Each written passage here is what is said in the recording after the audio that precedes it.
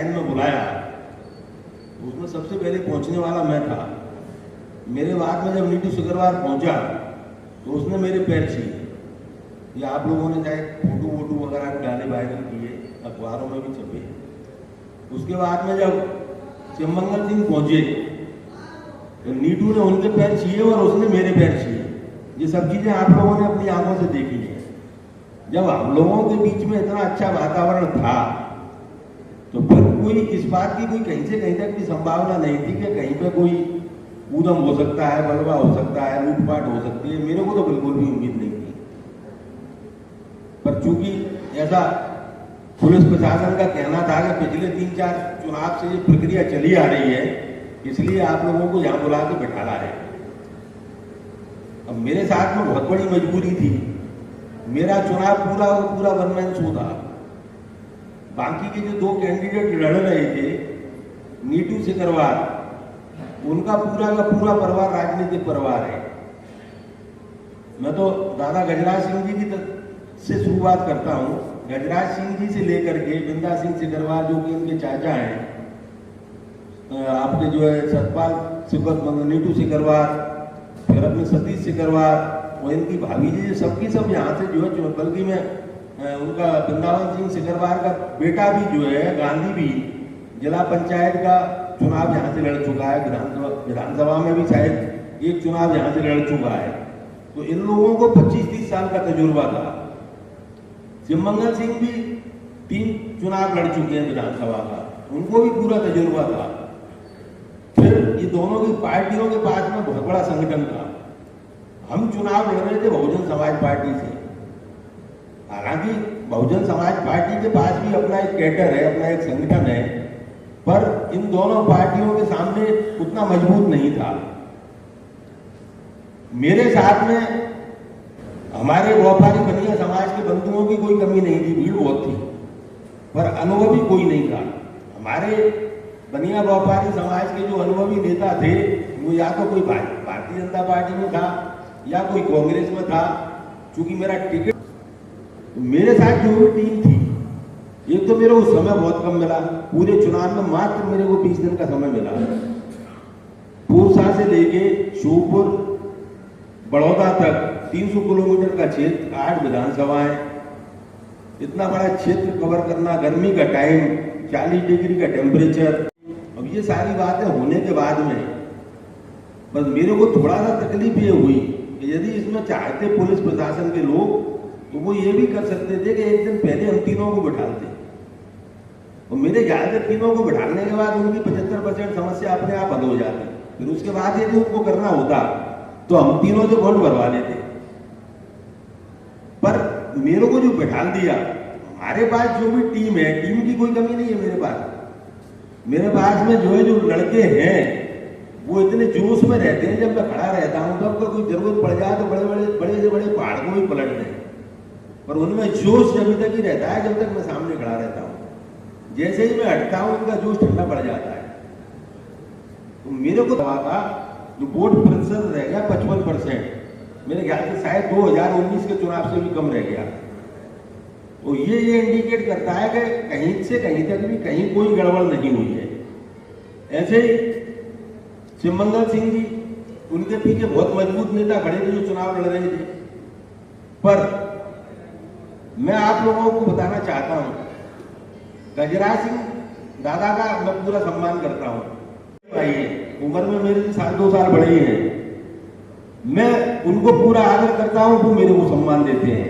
शिवमंगल सिंह मेरा छोटा भाई है, बाजार में भी कहीं मिल जाएगा तो 100 आदमी के बीच में मेरे पैर छीटा है। हम लोगों में आपने देखा होगा कि जब से मेरा चुनाव डिक्लेयर हुआ उसके बाद में आपको कोई भी वातावरण ऐसा नजर नहीं आया होगा कि किसी भी कैंडिडेट ने किसी के खिलाफ कोई फालतू की बात करी हो। चुनाव बहुत सौहार्दपूर्ण वातावरण में हुआ। प्रशासन ने बहुत अच्छी व्यवस्था मैनेज की। इसके लिए मैं प्रशासन को भी, पुलिस प्रशासन को भी अपनी तरफ से धन्यवाद देता हूं। और इसी के साथ में मैं अब आप लोगों से ये भी भविष्य के बारे में, जो भी लोग मेरे को जानते हैं मुरैना के अंदर, वो इस बात को अच्छे से जानते हैं कि मैं सिद्धांत की बात करता हूं, सिद्धांत की ही राजनीति करूंगा। मैंने यदि बहुजन समाज पार्टी से चुनाव लड़ा है, मैं चुनाव जीतूं या हारूं, मैं यहां से आगे भविष्य की राजनीति करूंगा बहुजन समाज पार्टी की।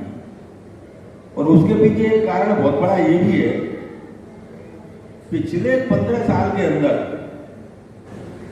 2009 से लेकर के 2023 तक हम लोगों ने बहुत, पर 15 साल के हमारे अथक प्रयासों के बाद भी ना तो हमारे बनिया व्यापारी समाज को दोनों में से किसी भी पार्टी ने विधानसभा का टिकट दिया। हालत हम लोगों की ये हो गई है कि अगली बार जब नगर निगम का चुनाव हुआ, केवल और केवल 47 में से 2 वार्ड में जो है बनिया समाज के प्रत्याशी उतरे। 45 वार्डों में बनिया समाज को कैसे किसी भी पार्टी ने टिकट नहीं दिया। आप यदि आपने हमको एक टिकट भी नहीं दिया तो हम अब की बार आपका जो सड़क पे आकर के विरोध करेंगे। और जब टिकट नहीं मिला, हालांकि उसी बीच में सिंधिया जी मेरे पास चल के आए। सिंधिया जी ने भी मेरे से रिक्वेस्ट करी कि अब की बार साहब हमको आप विधानसभा चुनाव में मदद करो। हमने सड़क पे आकर के जो कांग्रेस की मदद करी, कारण कुछ भी बने, पर भगवान की कृपा से 6 की 6 सीटें कांग्रेस ने जीती। और मुरैना के इतिहास में ये पहली बार हुआ कि 6 की 6 सीटें कांग्रेस ने जीती। 1952 से लेके 2018 तक कभी भी कांग्रेस ने नहीं करता है, तो हम चयन करके रह जाता है।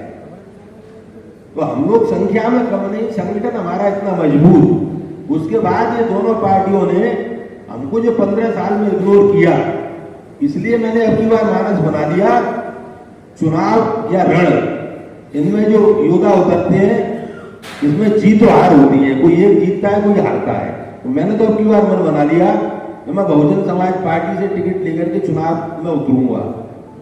और मेरे 7 दिन के प्रयास में, जबकि कांग्रेस में मैं 3 महीने से प्रयास कर रहा था, तो मेरे 7 दिन के प्रयास में बहुजन समाज पार्टी की राष्ट्रीय अध्यक्षा आदरणीय बहन मायावती जी ने हमको टिकट दे दिया 14 अप्रैल के दिन। 14 अप्रैल को मेरे को टिकट मिला, मात्र 20-22 दिन का मेरे को समय मिला।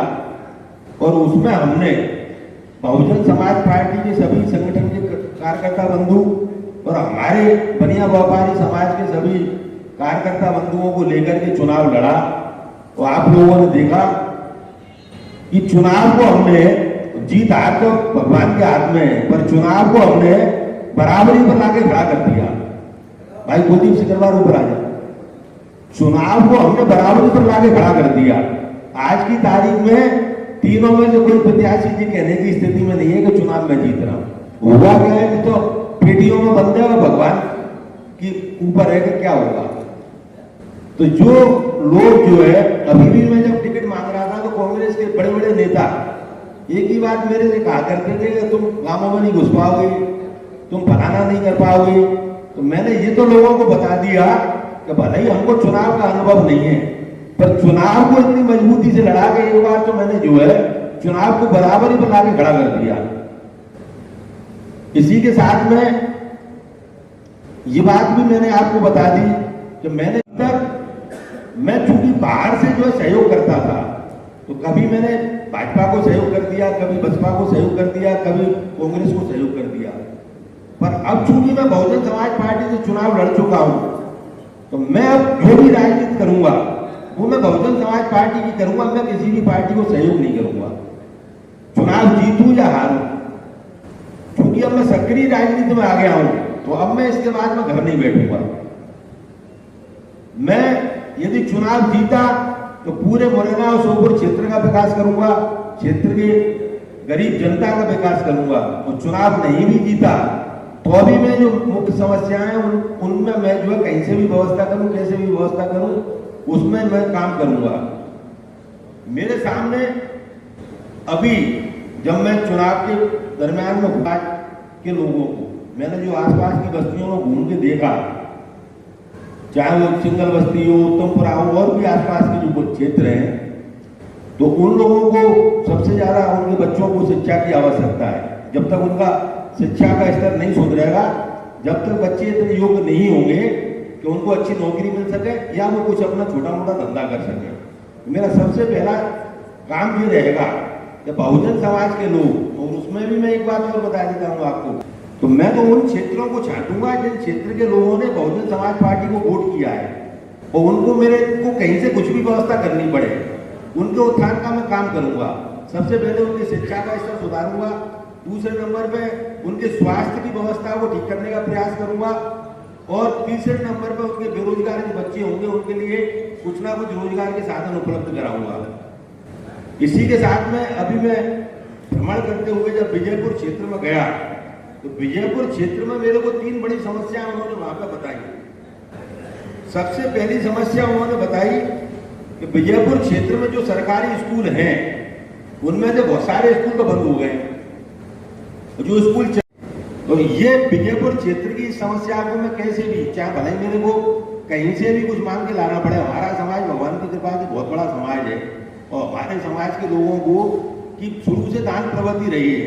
पुराने जमाने में जब हमारा देश आजाद नहीं था, उस समय भी आप लोगों को ध्यान हो या आप लोगों ने सुन रखी हो ये बातें कि हमारे समाज के लोग उस समय भी धर्मशालाएं बनवाया करते थे, कुएं खुदवाया करते थे, प्याऊ पर लगवाया करते थे, मंदिर बनवाया करते थे, स्कूलों का निर्माण किया करते थे। तो हमारे समाज के लोगों की तो दान प्रवृत्ति हमेशा से रही है।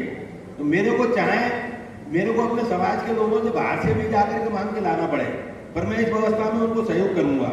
इसी के साथ में दूसरी व्यवस्था विजयपुर के लोगों ने मेरे को जो बताई कि वहां पे अस्पताल को लेकर बहुत बड़ी समस्या है। जब गर्भवती महिलाओं को डिलीवरी का टाइम आता है तो वहां से उनको रेफर कर दिया जाता है या तो सबलगढ़ के लिए या ग्वालियर के लिए, और कई केस ऐसे होते हैं जो उनकी तबीयत खराब होकर रास्ते में उनकी मौत हो जाती है। तो ये काम भी मैं चाहे भले मेरे को समाज के स्तर पर करना पड़े, पर विजयपुर में एक अच्छी अस्पताल की व्यवस्था भी मैं करवाऊंगा। फिर उसके बाद में उनकी तीसरी जो समस्या थी कुपोषण की, पलायन की और पीने के पानी की। अब इसमें हम जितना सहयोग हमसे हो सकता होगा कुछ सरकार से कोशिश करेंगे मदद करवाने की, कुछ अपने व्यापारी भाइयों से, कुछ हम अपने बाहर के समाज बंधुओं से सहयोग करके इन तीनों क्षेत्र में भी हम वहां पर लोगों को सहयोग करने का प्रयास करेंगे।